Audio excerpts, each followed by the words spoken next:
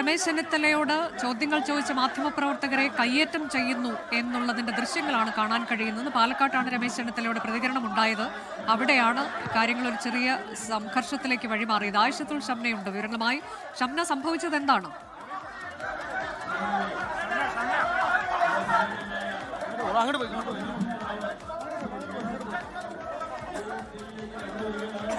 അല്പസമയം മുൻപാണ് രമേശ് ചെന്നിത്തല പ്രതികരിച്ചത്. അതിൽ അദ്ദേഹം പറയുന്നത് ഇതിനോടകം തന്നെ നടപടികൾ കൈക്കൊണ്ടിട്ടുള്ളതാണ്. ഇപ്പോൾ പുതിയ പരാതികൾ കൂടി വരുന്ന സാഹചര്യത്തിൽ നടപടി ഉണ്ടാകും. പക്ഷെ മുൻകൂർ ജാമ്യാപേക്ഷയിലെ തീരുമാനം എന്ത് എന്നതറിയട്ടെ, അതിനുശേഷം KPCC അധ്യക്ഷൻ തീരുമാനം അറിയിക്കും എന്നുള്ളതാണ് രമേശ് ചെന്നിത്തല അല്പസമയം മുൻപ് മാധ്യമങ്ങളോട് പറഞ്ഞത്. ആ വാർത്താ സമ്മേളനത്തിലാണ് ചോദ്യങ്ങൾ ചോദിച്ച വാർത്താലേഖകരെ കയ്യേറ്റം ചെയ്യുന്ന തരത്തിലേക്ക് കാര്യങ്ങൾ എത്തിയത്. ഷംന, കേൾക്കാമോ?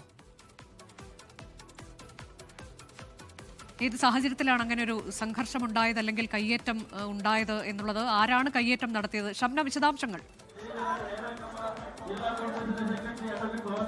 അനുജ, ഇപ്പോ ഈ രമേശ് ചെന്നിത്തല ഇവിടെ തെരഞ്ഞെടുപ്പ് പരിപാടികൾക്ക് കൺവെൻഷന് വേണ്ടി എത്തിയതാണ്. ഇതിനിടെ നമ്മൾ മാധ്യമപ്രവർത്തകർ രാഹുൽ മാങ്കൂട്ടത്തിലിനെ കുറിച്ചുള്ള ചോദ്യങ്ങൾ, അതായത് രാഹുൽ മാങ്കൂട്ടത്തിൽ MLA ഇന്ന് ഈ മുൻകൂർ ജാമ്യം കോടതി പരിഗണിക്കുന്ന വേളയിൽ അത്തരം ചോദ്യങ്ങൾ ചോദിച്ചതായിരുന്നു. അതിനാണ് ഇത്തരത്തിൽ മാധ്യമപ്രവർത്തകർക്കെതിരെ ഒരു കയ്യേറ്റ ശ്രമം ഈ കോൺഗ്രസ് പ്രവർത്തകരുടെ ഭാഗത്ത് നിന്ന് ഉണ്ടായത്. അതായത് തെരഞ്ഞെടുപ്പ് പരിപാടികൾക്ക് എത്തിയാൽ അത് മാത്രം ചോദിച്ചാൽ മതി, മറ്റൊന്നും ചോദിക്കേണ്ടതില്ല എന്ന് പറഞ്ഞുകൊണ്ടായിരുന്നു മാധ്യമപ്രവർത്തകർക്ക് നേരെ ഈ കയ്യേറ്റം ഉണ്ടായത്.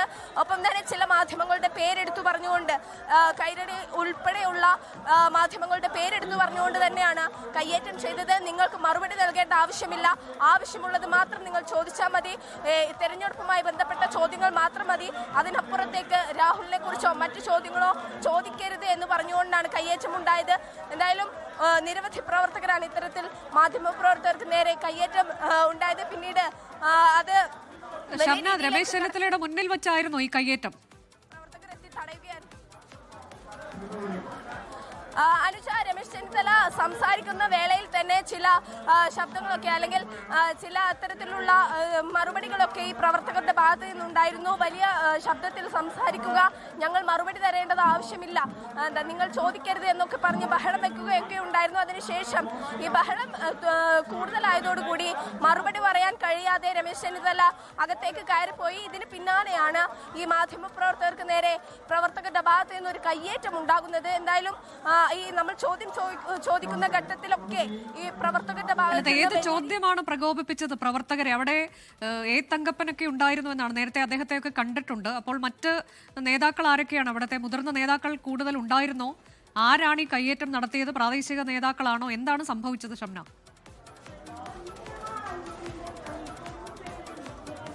സ്ഥാനാർത്ഥികൾ ഉൾപ്പെടെ DCC അംഗങ്ങളും DCC പ്രസിഡന്റും മറ്റ് UDF സ്ഥാനാർത്ഥികൾ ഉൾപ്പെടെയുള്ള പ്രവർത്തകരായിരുന്നു ഉണ്ടായിരുന്നത്. അതിനു പുറമെ ഈ പ്രദേശത്തുള്ള ചില പ്രാദേശിക നേതാക്കളും ഉണ്ടായിരുന്നു. രാഹുൽ മാങ്കൂട്ടത്തിലിനെ കുറിച്ചുള്ള ചോദ്യങ്ങൾ ഞാൻ തിരികെ എത്താം. ഇപ്പോൾ ആ ദൃശ്യങ്ങൾ നമുക്ക് ഒരിക്കൽ കൂടി കണ്ടിട്ട് വരാം. ഇന്ന് രമേശ് ചെന്നിത്തല മാധ്യമങ്ങളോട് സംസാരിക്കുന്നതിനിടെയാണ് കയ്യേറ്റമുണ്ടായത്. ചില ചോദ്യങ്ങൾ ചോദിച്ച വേളയിൽ ഒപ്പമുണ്ടായിരുന്ന കോൺഗ്രസ് പ്രവർത്തകർ.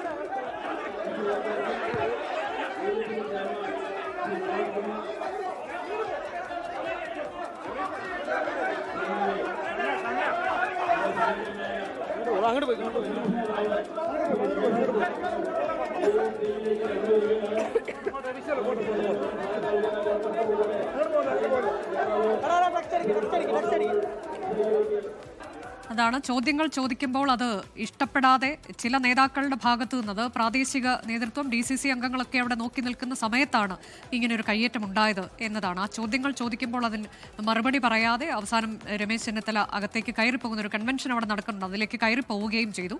ചോദ്യങ്ങൾ ചോദിക്കുമ്പോൾ അതിൽ പ്രകോപിതരാകുന്ന നേതാക്കളെയും നമ്മൾക്ക് പാലക്കാട്ടിൽ നിന്ന് ഇപ്പോൾ കാണാൻ കഴിഞ്ഞിട്ടുണ്ട്. നേരത്തെ രമേശ് ചെന്നിത്തല വ്യക്തമാക്കിയത് ഉചിതമായ നടപടി കൈക്കൊള്ളും ഇപ്പോൾ കൂടുതൽ പരാതികൾ ഉയർന്നു വരുന്ന സാഹചര്യത്തിൽ എന്നാണ്. പക്ഷേ മുൻകൂർ ജാമ്യ ഹർജിയിൽ കോടതി തീരുമാനം വരട്ടെ, അതിനുശേഷം KPCC അധ്യക്ഷൻ തന്റെ നിലപാട് പ്രഖ്യാപിക്കും, പാർട്ടിയുടെ നിലപാട് പ്രഖ്യാപിക്കും എന്നതാണ് രമേശ് ചെന്നിത്തല പറഞ്ഞത്. ഇതിനോടകം തന്നെ കൈക്കൊണ്ടിട്ടുള്ള നടപടി എന്ത് എന്നതും രമേശ് ചെന്നിത്തല വിശദീകരിച്ചു.